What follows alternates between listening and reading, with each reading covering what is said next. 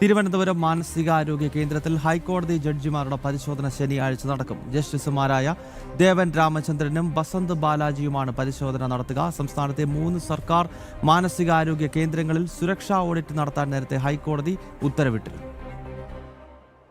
സർക്കാർ മാനസികാരോഗ്യ കേന്ദ്രങ്ങളിലെ സുരക്ഷ ഹൈക്കോടതി വിലയിരുത്തും. തിരുവനന്തപുരം മെന്റൽ ഹെൽത്ത് സെന്ററിൽ 18 രാവിലെ 10 പരിശോധന നടത്തും. ജസ്റ്റിസ് ദേവൻ രാമചന്ദ്രൻ, ജസ്റ്റിസ് ബസന്ത് ബാലാജി എന്നിവരുൾപ്പെട്ട ഡിവിഷൻ ബെഞ്ചാണ് പരിശോധന നടത്തുന്നത്. ആരോഗ്യ സാമൂഹ്യ നീതി വകുപ്പ് സെക്രട്ടറിമാർ, district legal service authority secretary, സംസ്ഥാന mental health authority CEO, mental health review board chairperson, ജില്ലാ പോലീസ് മേധാവി, അമിക്കസ് ക്യൂറി രാംകുമാർ നമ്പ്യാർ തുടങ്ങിയവർ സ്ഥലത്തുണ്ടാകും. സംസ്ഥാനത്തെ 3 സർക്കാർ മാനസികാരോഗ്യ കേന്ദ്രങ്ങളിൽ സുരക്ഷാ ഓഡിറ്റ് നടത്താൻ നേരത്തെ ഹൈക്കോടതി ഉത്തരവിട്ടിരുന്നു.